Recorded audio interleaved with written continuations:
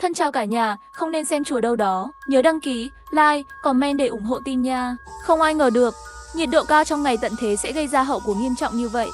Thành phố ngừng nước và mất điện hoàn toàn, thực phẩm hư hỏng, thiếu nước trầm trọng. Và con người để tồn tại, tàn sát lẫn nhau. Bây giờ là 4 giờ sáng, một ngày mùa đông khi nhiệt độ thấp nhất. Bên ngoài nhà tôi đột nhiên có tiếng gõ cửa. Mỗi âm thanh đều đánh vào thần kinh yếu ớt của tôi. Có ai không? Nghe tiếng động ngoài cửa, trong đầu tôi lóe lên một suy nghĩ. Mở camera giám sát để xem tình hình bên ngoài. Trong màn hình thực sự là nhân viên của người quản lý tài sản đang ướt đẫm mồ hôi. Trên người anh ta có vết ấu vàng. Trên người không còn tìm thấy sự tươi tỉnh ban đầu nữa. Trong tay anh ta cầm một cái túi màu đen, trông nặng nề, không rõ bên trong là gì. Hắn hạ giọng nói. Chủ nhà có ở đó không? Đồ dùng bị ngập nước rồi. Nói xong hắn áp tai vào cửa. Tôi nín thở, sợ tiết lộ một chút âm thanh. Hắn nghe một lúc rồi, lại nhìn lên camera trên tường. Câu mặt suy nghĩ, như là nhớ ra cái gì đó, nhìn chán nản. Đưa tay lấy một chai nước khoáng từ trong túi ra, uống một ngụm, sau đó thở hổn hển. Quay người đi chậm rãi về phía cửa đối diện. Cuối cùng tôi cũng được thả lỏng. May mà camera không có đèn báo, không bị lộ. Thật sự là tặng nước sao? Sau đó hắn đi tới cửa đối diện, gõ cửa hỏi. Không nhận được phản hồi, lại cho tay vào túi. Lần này móc ra là một cái búa sắt, đập mạnh vào khóa cửa. Mỗi lần đập một cái đều phải dừng lại thở 2 hơi. Căn phòng tôi đang ở vì có tấm dán chống nắng. Nhiệt độ phòng phải thấp hơn khoảng 10 độ C so với bên ngoài. Mặc dù vậy, cũng giống như đang ở trong lồng hấp, nóng bức và ngột ngạt. Nhiệt kế bị hỏng rồi. Nhiệt độ phòng trên 50 độ C, bên ngoài chắc là 60 đến 70 độ C. Người ở nhiệt độ cao như vậy, không thể hoạt động quá lâu. Của Nhiên đập 2 cái hắn liền mỏi, ngã xuống đất. Nhìn anh ta thở gấp có thể thấy, anh ta rất khó thở. Hắn mở chai nước còn lại ra uống một ngụm lớn. Uống xong lại vịn tường đứng lên, dùng búa đập mạnh vào khóa cửa. Lần này thật may mắn, có thể mở ra rồi. Hắn mở cửa, lao vào nhà, điên cuồng tìm kiếm. Nghe như mở cửa tủ lạnh. Sau đó là lục đồ, âm thanh của chai lọ và lon rơi xuống đất. Người hàng xóm bên kia khi nhiệt độ bắt đầu bất thường đã đi rồi. Chắc là không có thức ăn ở nhà. Ngay cả khi có, mất điện trong 3 ngày, nó vẫn bị hỏng. Chắc chắn rồi. Lát nữa bên trong truyền ra tiếng kêu tuyệt vọng của hắn. Sau đó anh ta bước ra, đi lên tầng 2. Tôi mở cửa phòng chứa đồ, đã kiểm tra nhiên liệu của máy phát điện. Gió của quạt xả rất mạnh, tạm thời không lo lắng về nhiệt độ của máy phát điện. Kiểm tra xong trở về tầng hầm. Bố tôi đang ngủ. Mẹ tôi lo lắng nhìn ra cửa. Nhìn tôi đến, mẹ nhỏ giọng hỏi chuyện gì vừa xảy ra bên ngoài. Tôi vừa định nói thì nghe thêm một tiếng bên ngoài. Hình như có cái gì đó rơi từ trên trời xuống. Mẹ tôi và tôi không thể không sững sờ. Bố tôi cũng bị đánh thức. Chuyện gì vậy? Chuyện gì xảy ra vậy? Tôi bận mở camera điện thoại di động. Chỉ thấy trong hình ảnh camera ở cửa, một người đàn ông nằm bên bậc thang, mặc áo sơ mi trắng, trên người có vết ấu vàng. Người này là quản lý tài sản. Âm thanh vừa nghe thấy chính là anh ta rơi lầu. Sao anh ta lại nhảy lầu? Là vì tuyệt vọng sao? Hay là ai đó trên lầu đẩy anh ta xuống? Nếu vậy thì người đó là ai? Nhiệt độ cực cao này xảy ra đột ngột, từ hơn 50 độ C ban đầu đến 60 đến 70 độ C, dần dần tăng lên 82 độ C, nhưng chỉ 10 ngày. Lúc đầu mọi người nghĩ đó chỉ là tình cờ, vài ngày nữa là được rồi, đơn giản là không có chuẩn nhiều vật tư như vậy. Không ngờ mọi chuyện ngày càng nghiêm trọng. Lượng điện quá tải, hệ thống thử điện không thể cung cấp điện liên tục, mất điện, mất nước cũng xảy ra đột ngột. Thành phố bị tàn phá, hỗn loạn, xã hội bắt đầu bạo loạn. Bắt đầu từ 3 ngày trước mất điện. Trong cuộc khủng hoảng sinh tồn, đột giết cướp bóc lặng lẽ xảy ra. Mấy ngày qua, có bao nhiêu người còn sống trong tòa nhà này? Không thể biết. Không có mái che trên lầu, sẽ nóng hơn. Điều kiện duy nhất để tiếp tục kiên trì chỉ có thể là nhà lắp đặt tấm pin mặt trời. Nhà 601 có 3 người, 2 vợ chồng và một đứa con 3 tuổi. Cả hai trông đều hiền lành. Nghĩ rằng họ đã giết người quản lý tài sản, trong lòng tôi không khỏi toát mồ hôi. Tôi rất may mắn, Nửa tháng trước khi Linh cảm được tình hình không tốt, lấy lý do sửa chữa chữ đủ thức ăn để che mắt, cô y kéo một đống rác xây dựng ở nơi khác, đổ ở cửa. Khi mọi thứ đã sẵn sàng, kéo cửa cuốn lên, lái xe nhiệt tình nói lời tạm biệt với nhân viên bảo vệ ở cổng, nói chuẩn bị nghỉ phép đi du lịch. Ngày tôi đi, tình cờ người quản lý tài sản cũng ở cửa phòng an ninh, hắn nghe thấy rồi. Vì vậy, anh ta có thể vừa nghĩ, phòng này của tôi là một phòng làm việc trống rỗng, không đập cửa nhà tôi. Mẹ tôi sợ hãi, cảm thấy biện pháp bảo mật của chúng tôi làm tốt lắm, không tiết lộ cho ai. Chuyện chúng ta trốn ở đây. Khoảnh khắc tiếp theo tôi bịt chặt miệng, suýt nữa thì kêu lên. Bố tôi cũng đến đây. Tôi đưa điện thoại cho họ. Trong camera giám sát, một người đàn ông phủ đầy đá, không một mảnh da nào lộ ra. Hắn kéo quần của người quản lý, con dao găm trên tay kia nhận cắt thịt mông của xác chết. Mẹ tôi cũng sợ đến mức bịt miệng lại, không thể bình tĩnh.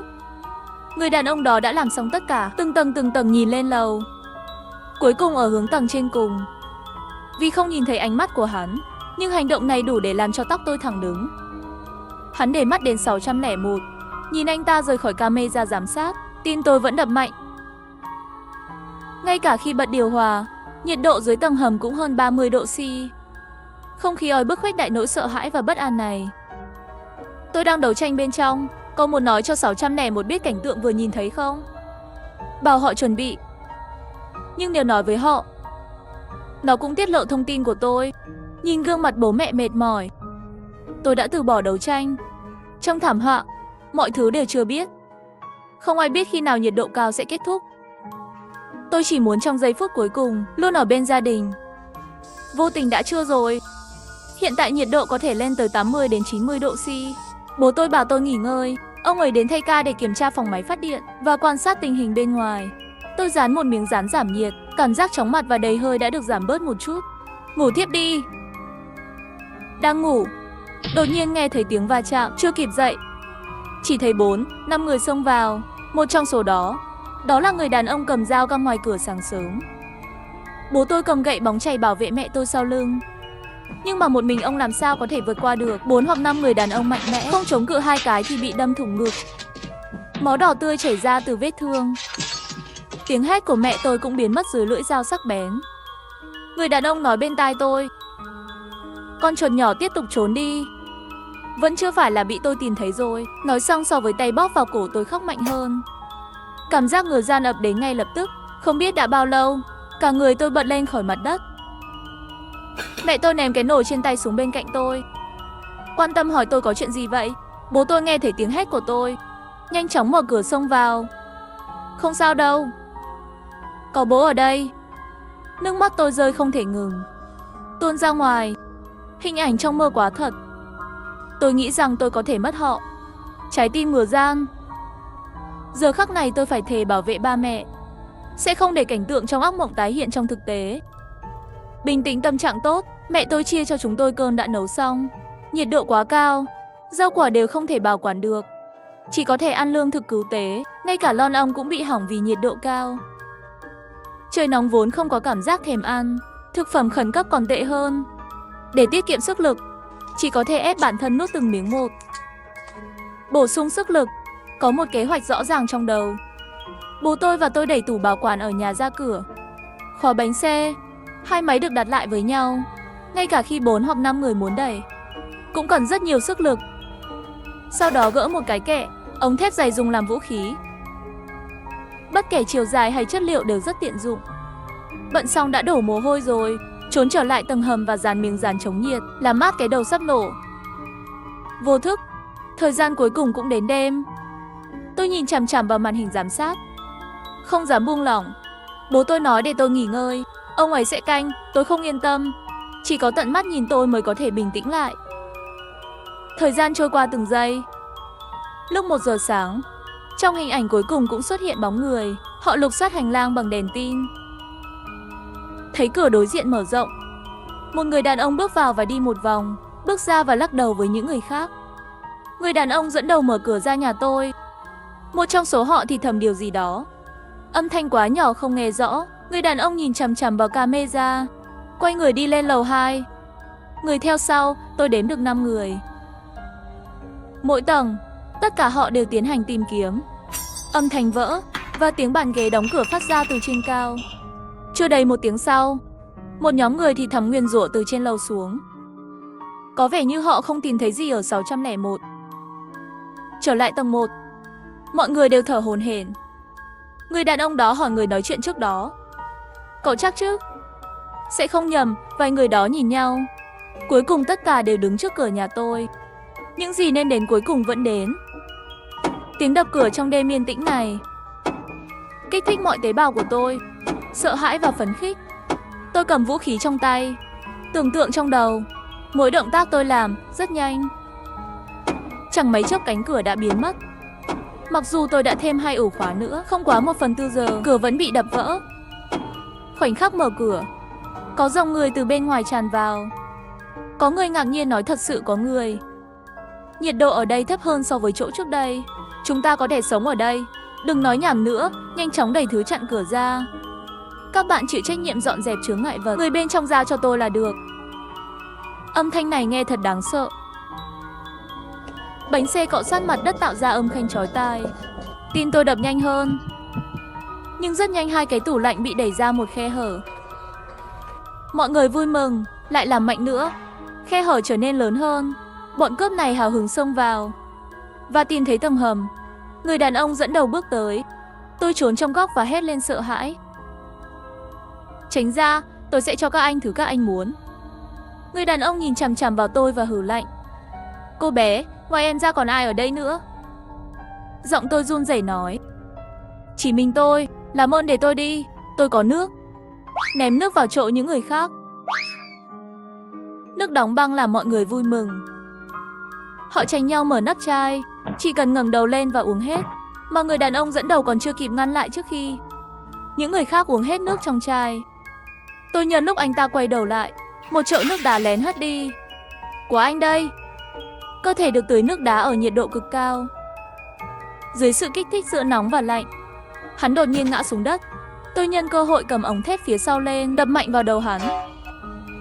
Những người khác bị kích thích bởi nước đá, không chịu được, giơ vũ khí trong tay, lao vào tôi. Lúc này, trốn ở phía sau, bố tôi ném ống thép lao ra, đập 2 người xuống đất. Tôi cố gắng vẩy vũ khí trong tay, nhưng thể lực cuối cùng cũng có khoảng cách. Ống thép nhanh chóng bị cướp đi. Tôi không thể tránh được cú đá ấy. Cả người ngã về phía sau, đập đầu xuống đất. Một tiếng động trong đầu, ngay lập tức trước mắt hoàn toàn tối đen. Tôi cố gắng mở mắt. Trong hình ảnh chóng mặt trước mắt, có người vung búa đập mạnh vào tôi.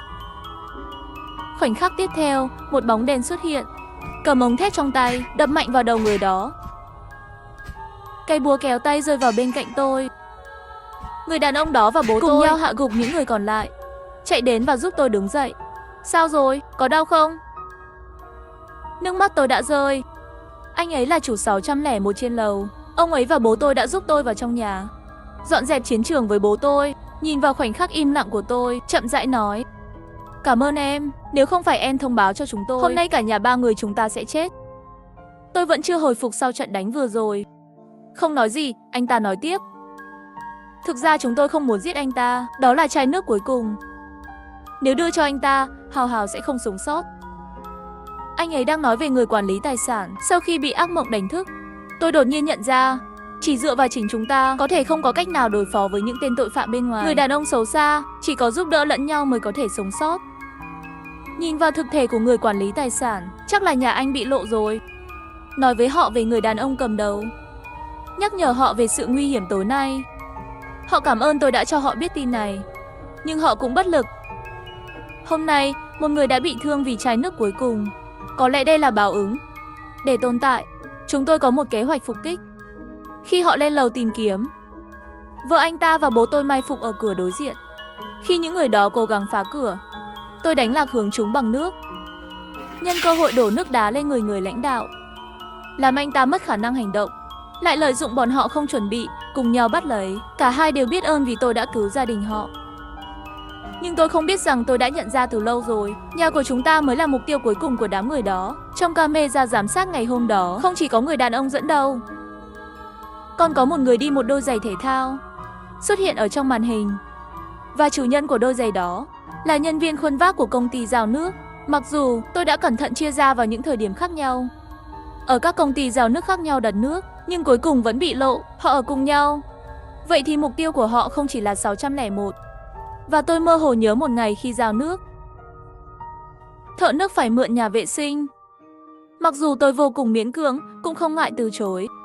Và chỉ vài phút thôi, hắn nhìn thấy cửa tầng hầm của tôi đã trở thành một nơi trú ẩn tuyệt vời. Mấy người chúng tôi trở lại tầng hầm, đàm phán kế hoạch tiếp theo, vấn đề quy trình của gia đình 601. Năng lượng mặt trời của họ chỉ có thể giúp máy điều hòa chạy trong 4 hoặc 5 giờ. Và đứa trẻ đã bị say nắng nhiều ngày rồi. Mặc dù không gian tầng hầm không lớn, nhưng sau nhiều cân nhắc, họ vẫn ở lại. Từ khi mới bắt đầu nửa tháng, lần đầu tiên tôi ra ngoài, mặc dù nhiệt độ thấp nhất trong ngày vào sáng sớm, chỉ thấp hơn vài độ so với ban ngày, vẫn còn oi bức và ngột ngạt. Để tiền xăng, chúng tôi đến bãi đỗ xe. Không có nhiều xe trong Gaza, chỉ một nửa bình thường. Một số xe hết xăng rồi. Có thể trước đây cũng có người bật điều hòa không khí trong xe để làm mát. Cứ như vậy một người 2 thùng 20 lít gần như đầy. Chúng tôi quay lại đường cũ. Lượng nhiên liệu dự trữ được tìm thấy đủ để tồn tại hơn nửa tháng. Nhưng không biết nhiệt độ cao sẽ kéo dài bao lâu nữa. Trạm liên lạc, không có tín hiệu vào ngày thứ tư mất điện. Bố tôi từ phòng đựng thức ăn tìm một cái radio cũ. Mỗi ngày không ngừng sửa lỗi, mong được tìm kênh. Không có gì. Chúng ta đã mất tất cả thông tin bên ngoài. Không thể chờ chết, còn phải tìm cách tự túc. Tôi và 601 nhất trí, mục tiêu ở khu vực bên cạnh. Cẩm Tú Giang Nam. Ngày thứ hai đến Cẩm Tú Giang Nam tìm kiếm. Tôi vừa đặt thùng dầu xuống đất, một sợi dây bỗng nhiên quấn quanh cổ tôi. Biến cố xảy ra đột ngột, tôi không kịp phản ứng, tôi không thở được. Chân tôi đá bừa bãi vào thùng dầu. Tay đập mạnh vào cửa xe, muốn thu hút sự chú ý của 601, nhưng thời gian trôi qua từng phút từng giây, vẫn không có ai cứu tôi.